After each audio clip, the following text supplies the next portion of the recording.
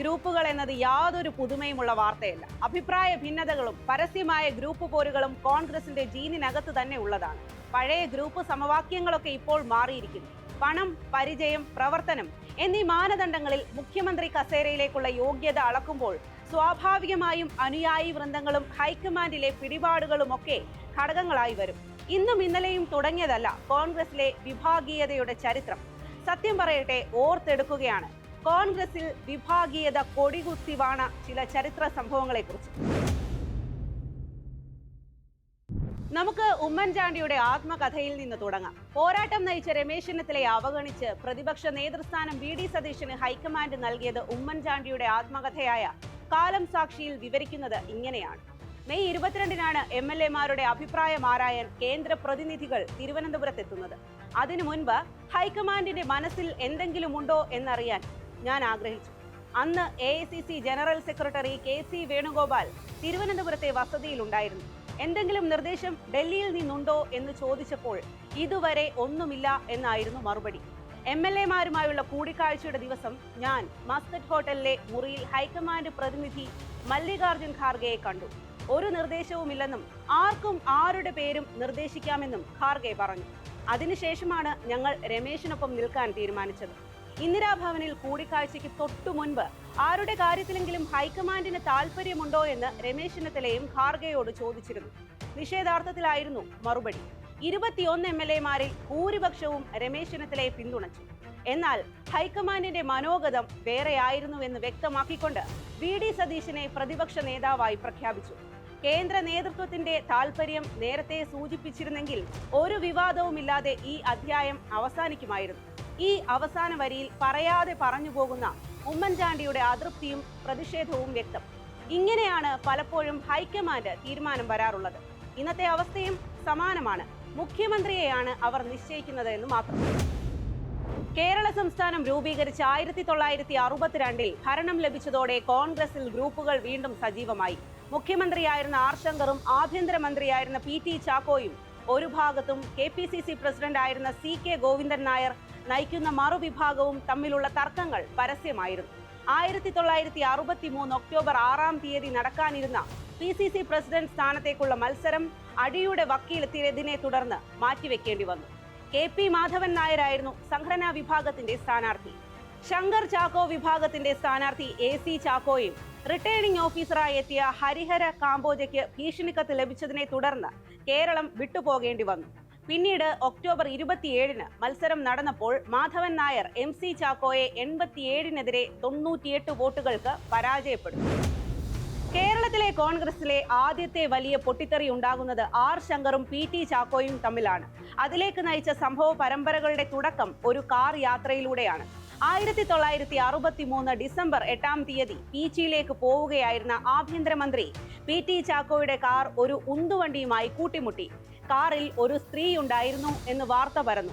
ചാക്കോ ആഭ്യന്തരമന്ത്രി പദം രാജിവെക്കണമെന്ന് പ്രതിപക്ഷം ആവശ്യപ്പെട്ടു. കോൺഗ്രസിലെ ഒരു വിഭാഗവും രഹസ്യമായി ഈ ആവശ്യത്തെ പിന്തുണച്ചിരുന്നു. വിവാദ പശ്ചാത്തലത്തിൽ എല്ലാ വകുപ്പുകളും കൈയൊഴിയണമെന്ന് ചാക്കോയോട് ശങ്കർ ആവശ്യപ്പെട്ടു. ശങ്കറിൽ തനിക്കുള്ള വിശ്വാസം നഷ്ടപ്പെട്ടുവെന്ന് തുറന്നടിച്ച ചാക്കോ മന്ത്രിസ്ഥാനം രാജിവെച്ചു. കുറ്റ്യാടിയിൽ വെച്ച് PT ചാക്കോ ഹൃദയാഘാതം മൂലം അന്തരിച്ചപ്പോൾ നേതാവായിരുന്ന KM ജോർജിനെ മന്ത്രിയാക്കാതെ TM തൊമ്മനെ ശങ്കർ മന്ത്രിയാക്കിയത് ശക്തമായ ഗ്രൂപ്പ് പോരിൽ കലാശിച്ചു. 1975 ജൂൺ 25-ാം തീയതി ഇന്ദിരാഗാന്ധി അടിയന്തരാവസ്ഥ പ്രഖ്യാപിച്ച ഘട്ടത്തിൽ അന്ന് സംസ്ഥാനത്തെ ആഭ്യന്തരമന്ത്രിയായിരുന്ന കരുണാകരൻ സർവപ്രതാപിയായി കഴിഞ്ഞിരുന്നു. AK ആന്റണി, വയലാർ രവി, ഉമ്മൻചാണ്ടി തുടങ്ങിയവർ പാർട്ടിയിലെ മറുചേരിയായി വിദ്യാർത്ഥി യുവജന വിഭാഗങ്ങളെ നയിച്ച കാലഘട്ടം. A ഗ്രൂപ്പ് എന്നായിരുന്നു അറിയപ്പെട്ടിരുന്നതെങ്കിലും കോൺഗ്രസ് വർക്കിംഗ് കമ്മിറ്റി അംഗമായി കഴിഞ്ഞിരുന്ന വയലാർ രവി ആയിരുന്നു ഗ്രൂപ്പിന്റെ പ്രധാന ശക്തി.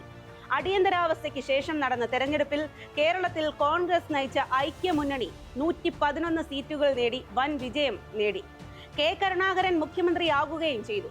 ഒരു മാസത്തിനകം തന്നെ കോഴിക്കോട് റീജിയണൽ എഞ്ചിനീയറിംഗ് കോളേജ് വിദ്യാർത്ഥിയായിരുന്ന രാജന്റെ തിരോധാനം സംബന്ധിച്ച് അദ്ദേഹത്തിന്റെ പിതാവ് സമർപ്പിച്ച ഹർജിയിൽ വ്യാജ സത്യവാങ്മൂലം നൽകിയതിന് കരുണാകരൻ വിചാരണ നേരിടണമെന്ന് ഹൈക്കോടതി വിധിച്ചു. കരുണാകരൻ മുഖ്യമന്ത്രി സ്ഥാനം രാജിവെക്കണമെന്ന് ആദ്യം ആവശ്യപ്പെട്ടത് KSU ആണ്. വൈകാതെ K കരുണാകരൻ മുഖ്യമന്ത്രി സ്ഥാനം രാജിവെച്ചു. AICC നേതൃത്വത്തിന്റെ കർശന നിർദ്ദേശത്തെ മാനിച്ച് ആന്റണി മുഖ്യമന്ത്രി സ്ഥാനം ഏറ്റെടുക്കുകയും ചെയ്തു. പരസ്പരം പോരടിച്ച് ഇരു ഗ്രൂപ്പുകളും രണ്ടു പാർട്ടികളെ പോലെ പ്രവർത്തിച്ചിരുന്ന സമയത്താണ് 1987 തെരഞ്ഞെടുപ്പ് നടന്നത്. തോൽവിക്ക് ശേഷം കരുണാകരൻ പ്രതിപക്ഷ നേതാവായി തുടർന്നപ്പോൾ ആന്റണി KPCC പ്രസിഡന്റായി തിരിച്ചെത്തി.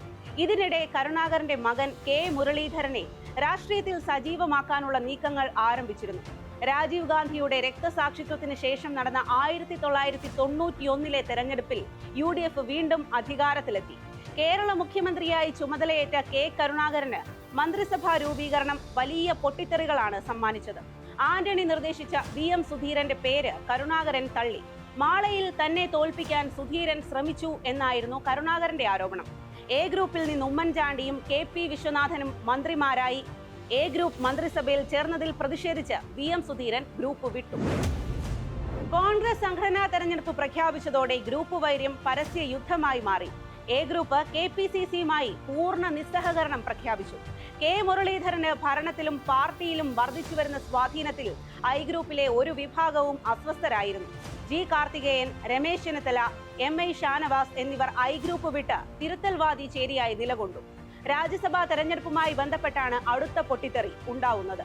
കരുണാകരൻ മുസ്ലിം ലീഗിനെ കൊണ്ട് സീറ്റിന് അവകാശവാദം ഉന്നയിപ്പിച്ചു എന്നാരോപിച്ച് ഉമ്മൻചാണ്ടി മന്ത്രിസഭയിൽ നിന്ന് രാജിവെച്ച് കരുണാകരനെതിരെ തുറന്ന യുദ്ധം പ്രഖ്യാപിച്ചു.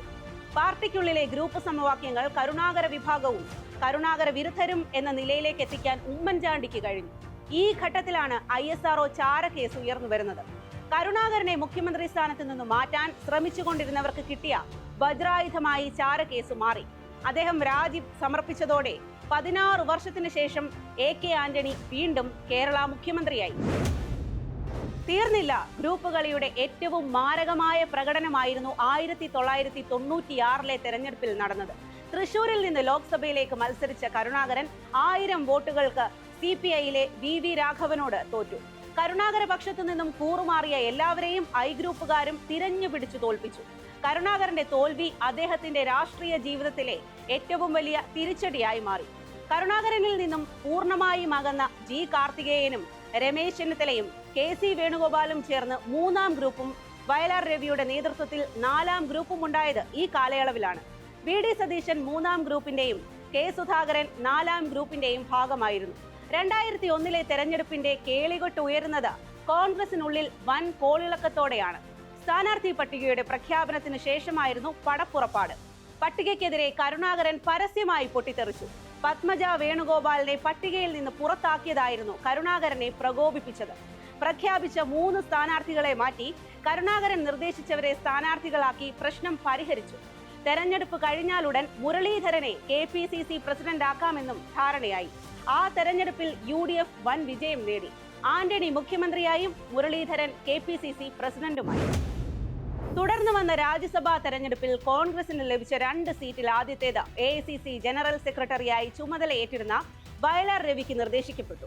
2ാമത്തെ സീറ്റിലേക്ക് കരുണാകരൻ കാസർഗോഡ് ജില്ലാ കോൺഗ്രസ് കമ്മിറ്റി പ്രസിഡന്റായ കോടോത്തു ഗോവിന്ദൻ നായരെ നിർദ്ദേശിച്ചു. പക്ഷേ ഹൈക്കമാൻഡ് തീരുമാനിച്ചത് മുരളിക്ക് വേണ്ടി KPCC പ്രസിഡന്റ് സ്ഥാനം ഒഴിയേണ്ടി വന്ന തെന്നല ബാലകൃഷ്ണ പിള്ളയെയാണ്. കരുണാകരൻ കോടോത്തിനെ മത്സര രംഗത്ത് നിലനിർത്തി. 2 ഔദ്യോഗിക സ്ഥാനാർത്ഥികളും വിജയിച്ചെങ്കിലും കാര്യങ്ങൾ തുറന്ന പോരിലേക്ക് നീങ്ങി. ജോർജ് ഈഡൻ മരിച്ചതിന് പിന്നാലെ നടന്ന എറണാകുളം പാർലമെന്റ് തെരഞ്ഞെടുപ്പും തുറന്ന ബലപരീക്ഷണത്തിന്റെ വേദിയായി.